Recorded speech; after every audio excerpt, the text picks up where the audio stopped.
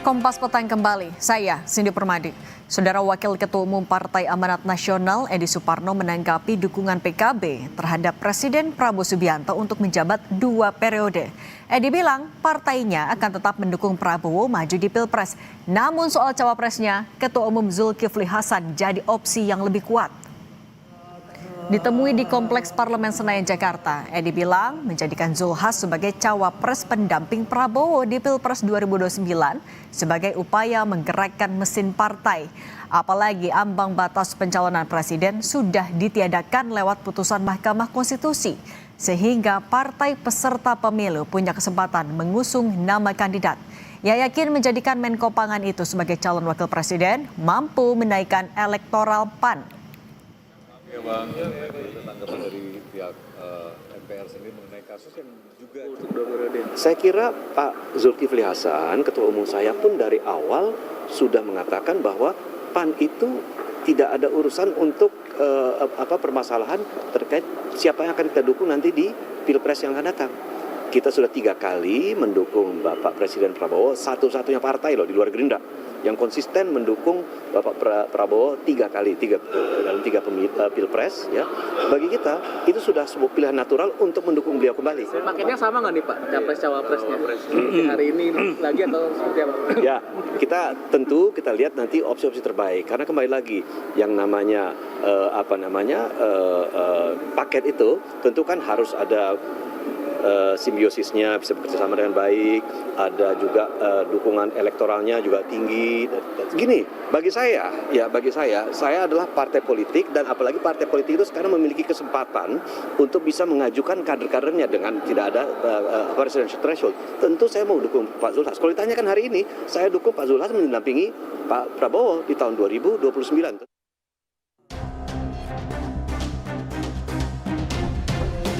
Kita pokoknya intinya puas dengan pemerintahan Pak Prabowo dan kompak minimal 2 periode lah. Pilpres 2029 masih 3 tahun lagi, namun PKB sudah tegas menyatakan dukungannya kepada Presiden Prabowo untuk melanjutkan kepemimpinannya hingga 2 periode. Dukungan itu diberikan karena PKB menilai kinerja pemerintahan saat ini memuaskan. Meski begitu, PKB belum menentukan dukungan bagi Wakil Presiden Gibran Rakabuming. Alasannya, penentuan dukungan bagi Wapres untuk mendampingi Prabowo belum dibahas di internal PKB. Poin-poin penting, salah satunya kami puas di bawah kepemimpinan Presiden Prabowo. Kami yakin Pak Prabowo akan sukses memimpin kita bukan hanya 5 tahun, bahkan 10 tahun yang akan datang. Oh, belum dibahas. Belum. Kita pokoknya intinya puas dengan pemerintahan Pak Prabowo dan kompak minimal 2 periode lah.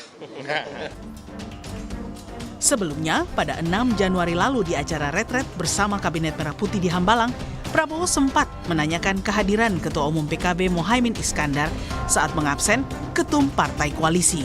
Di situ, Prabowo berkelakar, PKB perlu diawasi terus.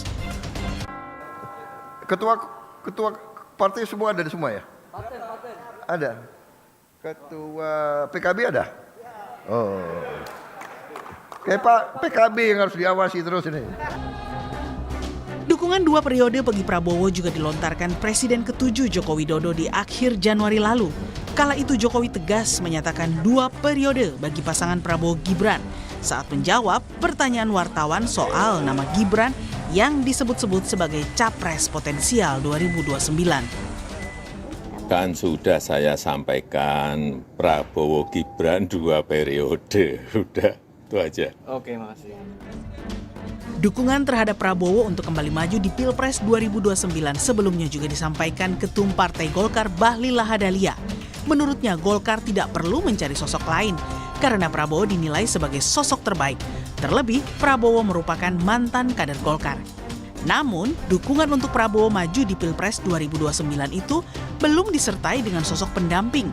Sama halnya dengan PKB, Golkar juga belum menyebut soal sosok calon wakil presiden yang bakal didukung. Tim Liputan Kompas TV.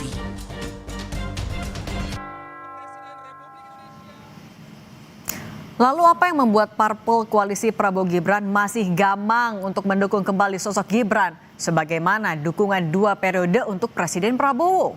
Apakah pesona Solo sudah memudar? Kita bahas bersama Ketua DPP PAN Slamet Riyadi, lalu ada Koalisi Relawan Jokowi, Prabowo Gibran, David Pajung, dan Direktur Eksekutif Lingkar Madani, Ray Rangkuti. Selamat petang semuanya. Selamat malam. Saya mau mulai dari yang udah terang-terangan dukung Pak Prabowo, Mas Slamet. PAN sudah terbuka mendukung Pak Prabowo. Artinya kan udah yakin banget nih dukung Pak Prabowo-nya. Tapi kok Gibrannya nggak di bawah-bawah? Baik, jadi sebetulnya Partai PAN dari awal sudah menyatakan dan konsisten.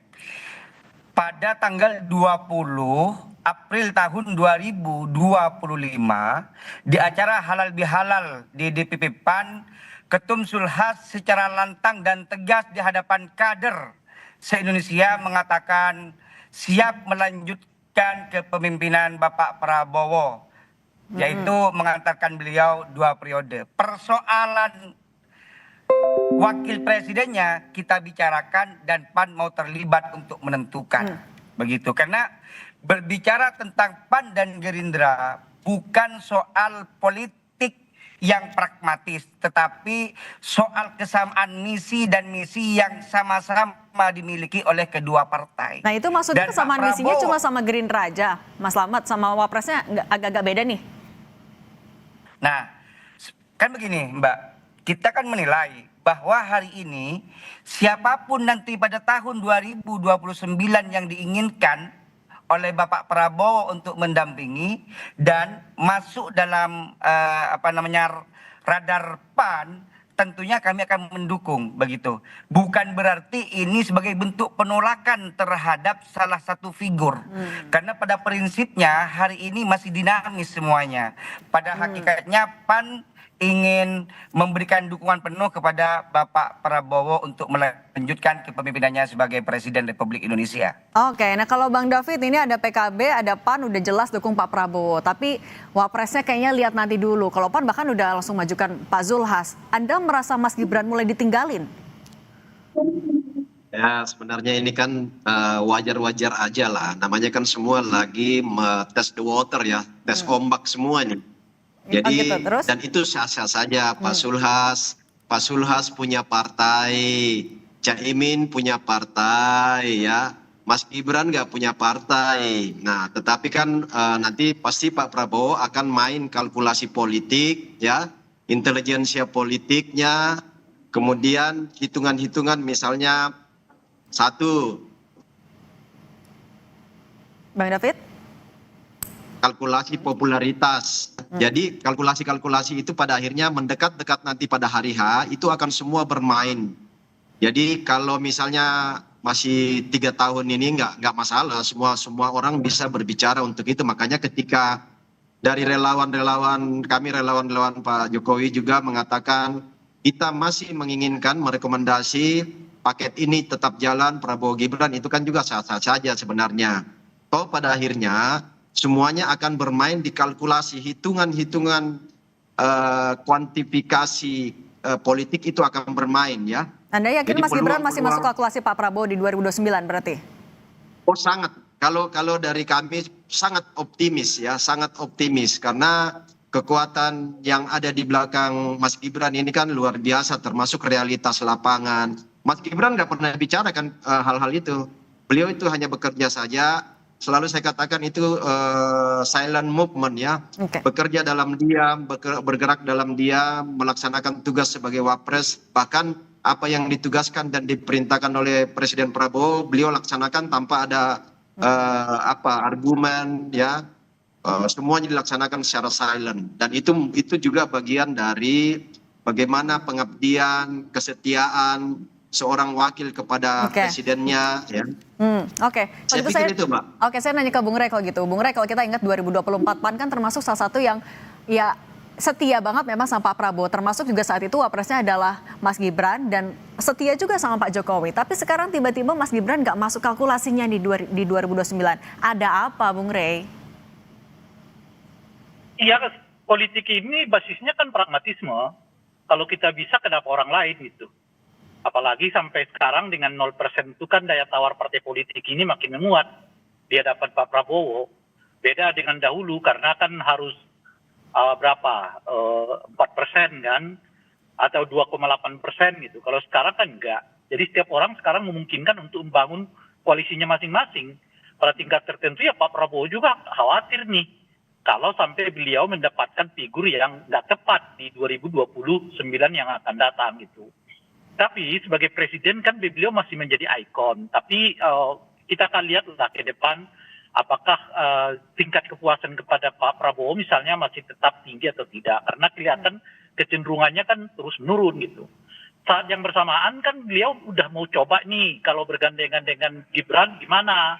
Apakah memang sesuatu yang masih ideal di tengah masyarakat atau tidak gitu. Jadi ada unsur persoalan pertama adalah pragmatisme semua partai politik gitu ya. Bahwa ya mereka tetap ingin dong digandeng gitu ya.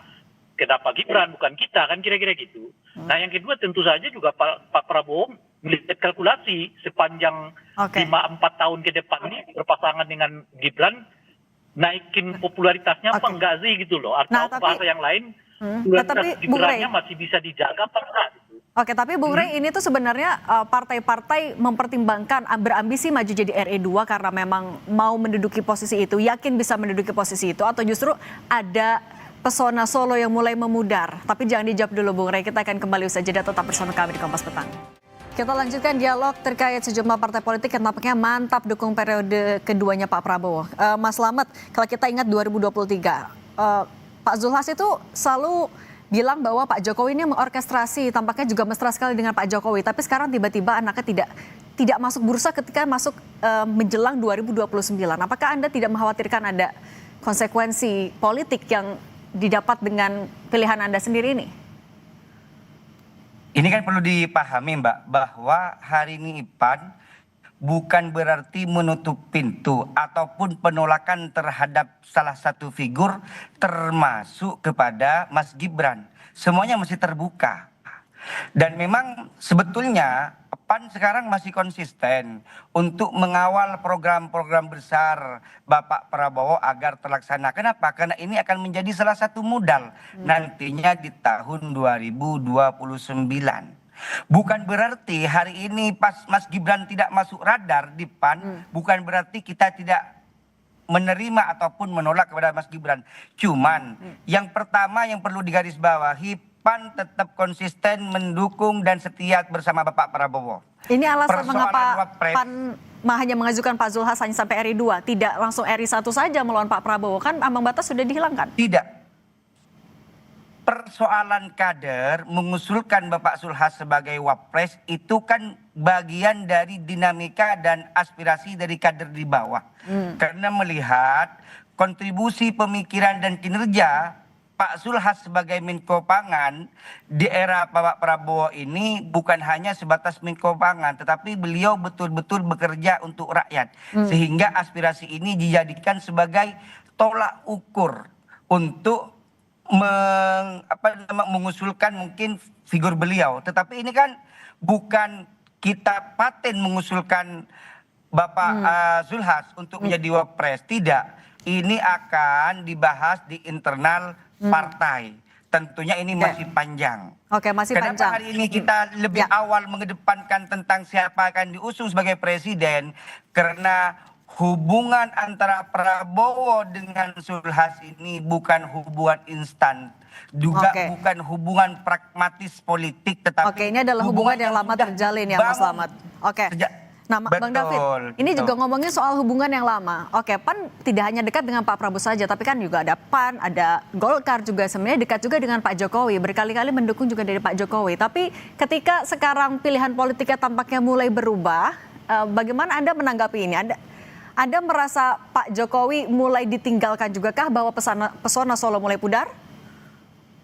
Sebenarnya bukan soal memudar apa enggak, tetapi kan pertama Pak Jokowi bukan lagi presiden kan, bukan lagi presiden, dan memang magnetnya sekarang ada di Pak Prabowo sebagai presiden yang akan menjadi incumbent untuk kontestasi 2029.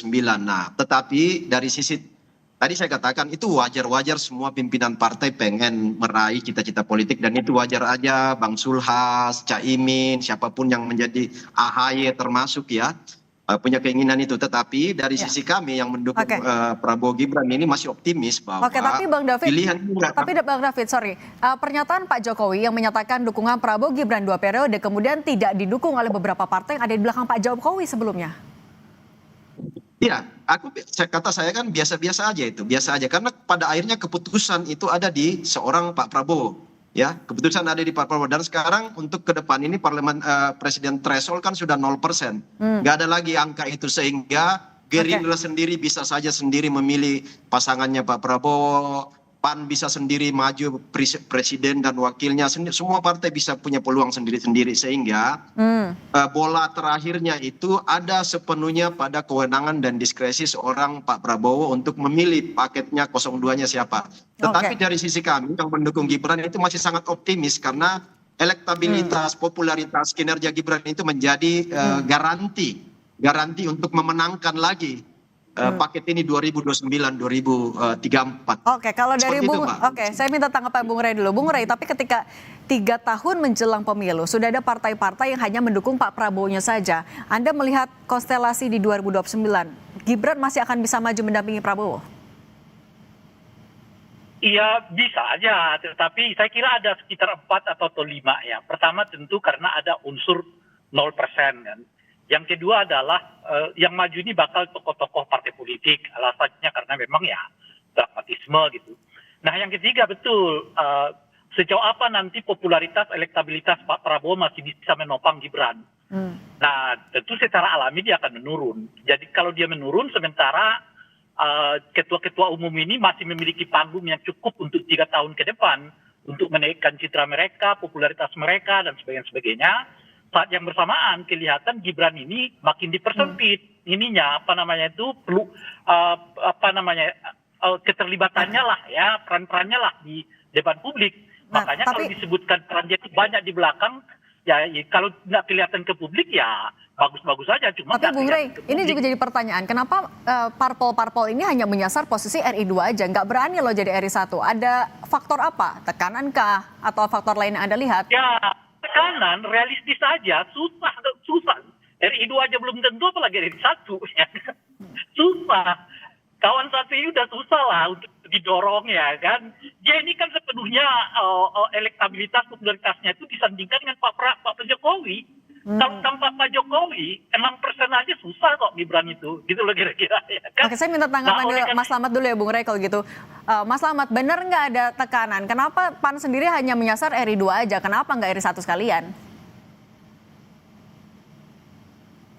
Sementara kan begini Mbak, ini kan belum ada pernyataan final dari ketum kami, Tum Sulhas. Karena kita berpikiran begini, hari ini kan tentang berbicara politik rasional, bukan politik kultur ataupun politik figur. Jadi yang kita inginkan hari ini, keberlangsungan berbangsa dan bernegara ini di era kepemimpinan Bapak Prabowo ini kita bisa melihat semua bahwa siapa yang bisa ataupun bisa dipastikan untuk melangsungkan program-program kerjanya. Kenapa? Bapak Prabowo ini memiliki misi yang sama, bahwa di dalam Partai Amanat Nasional ada 12 misi. Yang nomor poin 8-nya itu yaitu membangun arah kebijakan dari masyarakat bawah. Dan ini sudah dilakukan oleh Bapak Prabowo. Sehingga inilah salah satu alasan kami untuk ikut andil dari awal sejak tahun 2025 untuk mendukung Bapak Prabowo sebagai presiden 2 periode. Oke, tapi artinya tidak ada tekanan seperti kata bayang-bayang Bung Rey itu, tidak ada itu tekanan? Tidak ada. Sampai detik ini pun ketum kami enjoy, tidak ada tekanan politik, tidak ada tendensius politik apapun yang terjadi pada ketum kami. Ini murni adalah aspirasi dari arus kader Partai Amanat Nasional untuk mendukung Prabowo melanjutkan kepemimpinannya di tahun 2029. Oke, pemilu masih 3 tahun lagi ya, semua bisa terjadi. Mas Slamet Aryadi, Bung David Pajung, Bung Rey Rangkuti, terima kasih sudah berbagi bersama kami. Saya selalu sama-sama.